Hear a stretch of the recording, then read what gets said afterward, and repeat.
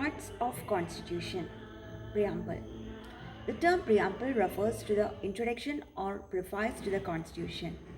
It provides a key to the understanding and interpretation of the Constitution. It has therefore been described as the soul of the Constitution. In cases of doubt, the Supreme Court has referred to the preamble to elucidate vague aspects of the Constitution. The Constitution of India is preceded by a preamble which indicates the source from which it derives authority and state the objective which the Constitution seeks to achieve.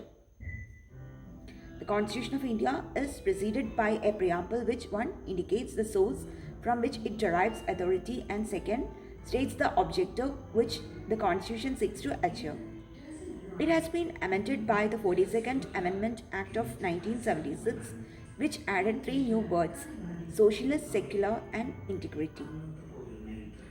We, the people of India, having solemnly resolved to constitute India into a sovereign, socialist, secular, democratic republic and to secure to all its citizens justice, social, economic and political, liberty of thought, expression, belief, faith and worship, equality of status and of opportunity, and to promote among them all fraternity, assuring the dignity of the individual and the unity and integrity of the nation. In our Constituent Assembly, this 26th day of November 1949, we do hereby adopt, enact, and give to ourselves this Constitution. Supreme Court has pronounced that preamble is an integral part of the Constitution. The importance and utility of the preamble has been highlighted in several decisions of Supreme Court. The word sovereign means that India is both internally as well as externally free and is not dependent upon any outside authority. The term socialist in the preamble refers to elimination of inequality in income and status of standard of living. Secularism implies that the state is only concerned with relations between various citizens and is not connected with relations of man with God. Further, it means that the state has no religion on its own. The term democratic implies that the government draws its authority from the people. The rulers are elected by the people and are accountable to them. The word republic implies that the head of the state in India shall be an elected person and shall hold office for a fixed term. The President of India is the chief executive head of India. Justice. The preamble speaks of social, economic and political justice. Social justice implies that discrimination on the basis of caste, race, sex or religion should cease. Economic justice implies that the gap between the rich and the poor is bridged and that exploitation ceases. Political justice implies that all citizens should have equal opportunity to participate in the political system. Liberty. Derived from Latin word liber means freedom. Certain minimal rights must be enjoyed by every person in a community for a free and civilized existence. Equality. All citizens are equal before law and enjoy equal protection of the laws of the land. Fraternity. Fraternity means a sense of brotherhood. Fraternity is also sought to be promoted by ensuring equal rights to all. Fraternity is not possible unless the dignity of each individual is presented and respected. Significance of the preamble. The preamble embodies the basic philosophy and fundamental values, political, moral, and religious, on which the Constitution is based. Views on preamble. The preamble to our Constitution expresses what we had thought or dreamt so long. Sir Alladi Krishnaswamy Iyer. Preamble is a horoscope of our sovereign democratic republic. K.M. Munshi. Preamble is the key to the Constitution. It is the soul of the Constitution. Pandit Thakur Das Bhargava. Preamble is the keynote to the Constitution. Sir Ernest Barker. Preamble as part of the Constitution. The current opinion held by Supreme Court that the preamble is a part of Constitution. However, it should noted that 1. The preamble is neither a source of power to legislature nor a prohibition upon the powers of legislature. Second, it is not justifiable that is, its provisions are not enforceable in the courts of law. Whether preamble can be amended. The Supreme Court held that the preamble is a part of the Constitution. Preamble can be amended subject to the condition that no amendment is done to the basic features. The preamble has been amended only once so far in 1976 by the 42nd Constitution Amendment Act, which has added three new words: socialist, secular, and integrity to the preamble. The Union and its territory. Part 1 of the Constitution comprises 4 articles concerned with the territory of India. Articles 1 stipulates that India, that is Bharat, shall be a union of states. The states and territories of India are to be specified in the first schedule.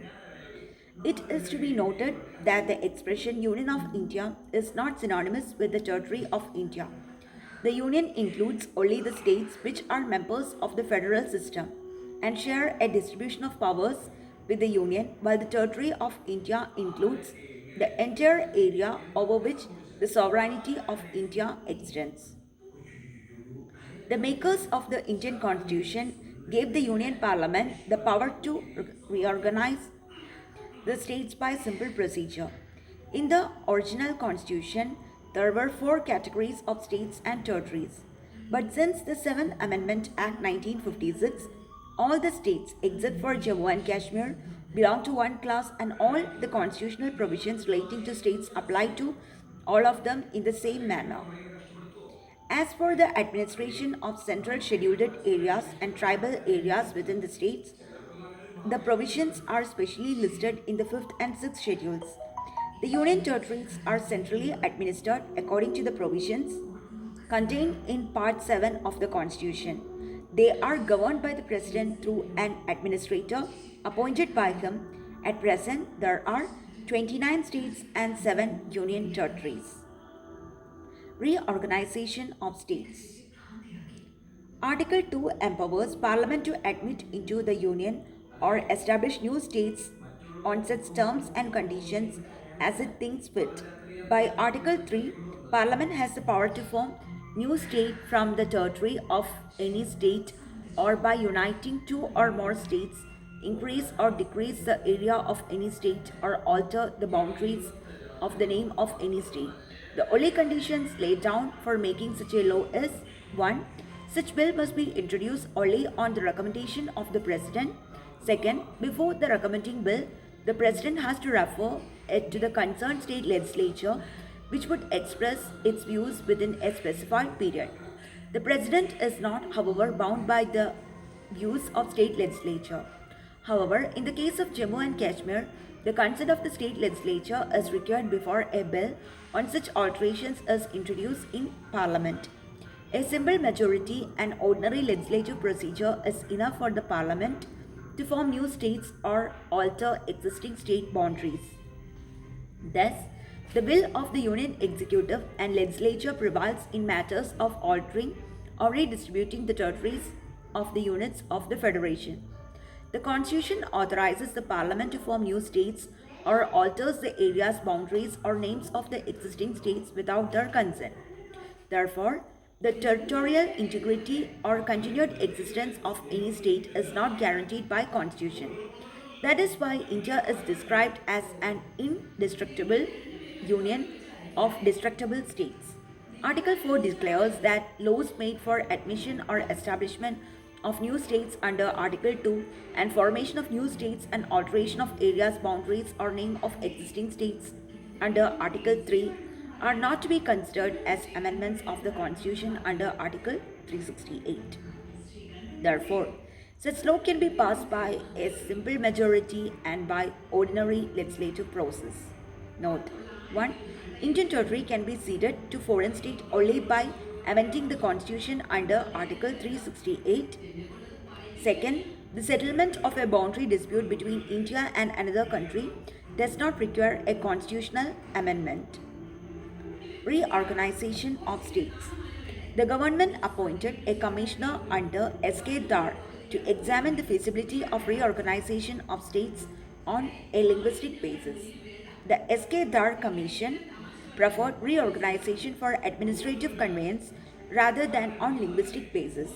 The Dar Commission's report created much resentment and led to the appointment of another linguistic provisions committee in December 1948 to examine the linguistic basis of states reorganization.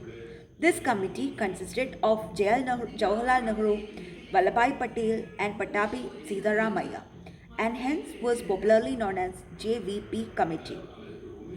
In October 1953, the Government of India created the first linguistic state known as Andhra state by separating Telugu-speaking areas from the Madras state.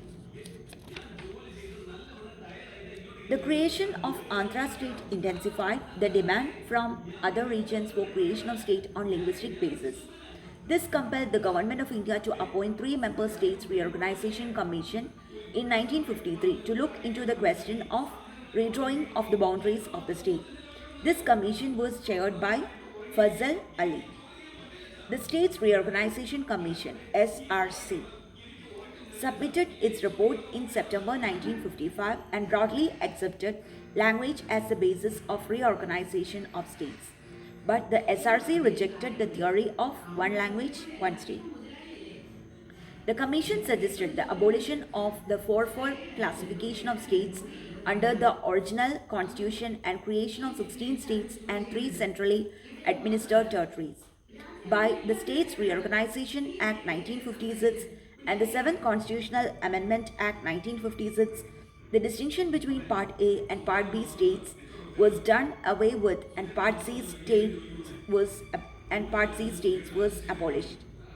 As a result, 14 states and 6 union territories were created on November 1, 1956.